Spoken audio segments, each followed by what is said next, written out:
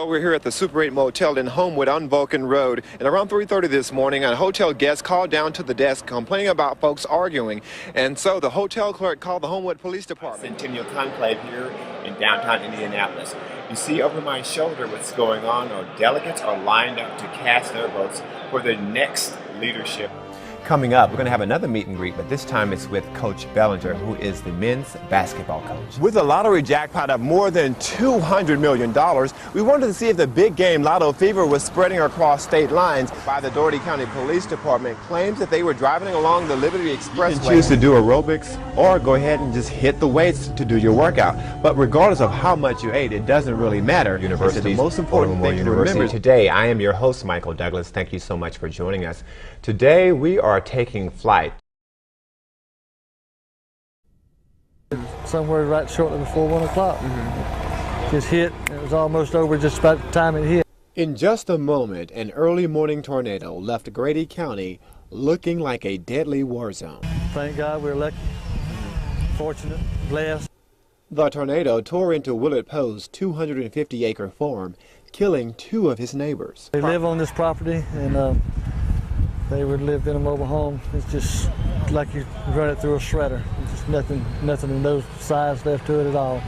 This area of Grady County is where the tornado began its deadly trek. Now, this area you see right behind me, this used to be the foundation for a mobile home belonging to the Harrell family. Survivors say that tornado picked up the mobile home, tossed it well over into this farmland where collard greens and kale are grown, crashed it into the field next to that overturned pickup truck. Right on top of the hill up here, there was another lady in a double wide that was killed also. The victim here was Gloria Eglinton. About 2 miles on over on 93, there was a couple also over there. The couple was Jackie and Marianne McClellan.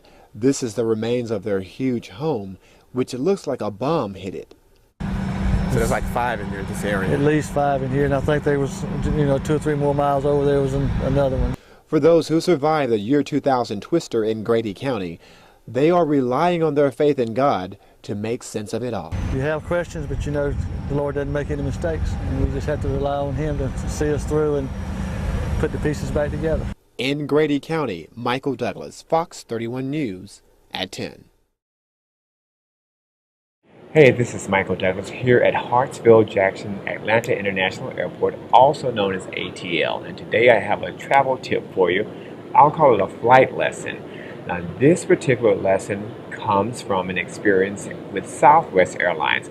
They don't fly here at ATL's airport.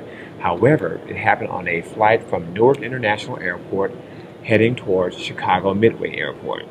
Now, this began on a Saturday morning, probably 6 o'clock, and it was a pretty slow day at Newark International Airport, and boarding began on time around 7 o'clock that morning, and then around 7:22, it looked like that this flight was going to take off relatively early because the flight was due to take off at 7:35 a.m.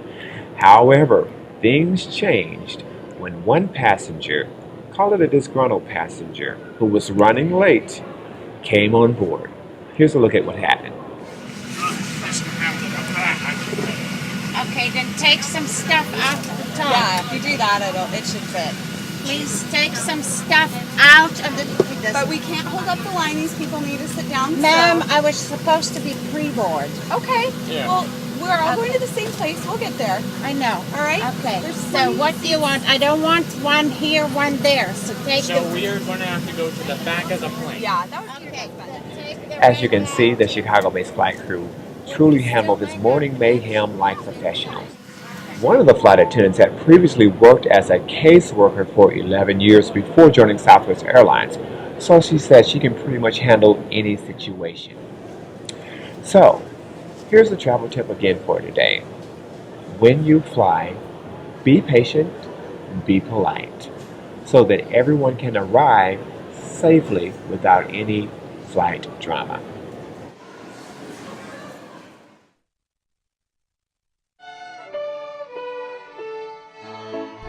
Welcome back to Furthermore University's Today show, Furthermore University Today. You're listening to students who are part of the South Florida Youth Symphony. These students are from middle school. They're playing the can-can.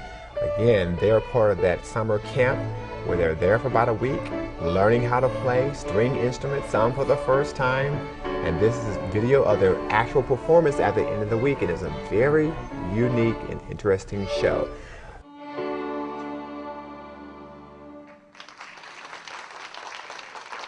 Welcome back to the show. I have joining with me today is Dr. Richard Yaklich, who's a music professor at Furthermore University and also on staff with the South Florida Youth Symphony. Now, Dr. Yaklich, if a parent has a child who may be a budding musician, or they may want to see if they can butt their child into becoming a musician, Yes. how could they become a part of the your effort? They can contact myself. The orchestra's number is 305-238-2729. That's correct. Now, what type of questions will parents have, and what type of answers can they get? Parents may ask, what level their kids were coming One out. last question for you. What joy do you get out of, I know it's very time-consuming at the end of the performance when the last note is struck or hit or played.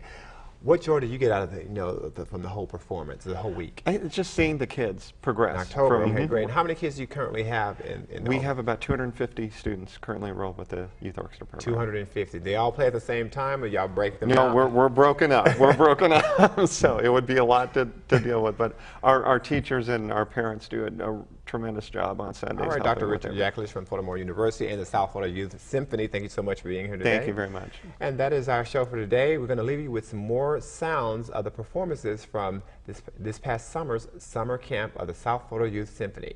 Thank you for watching.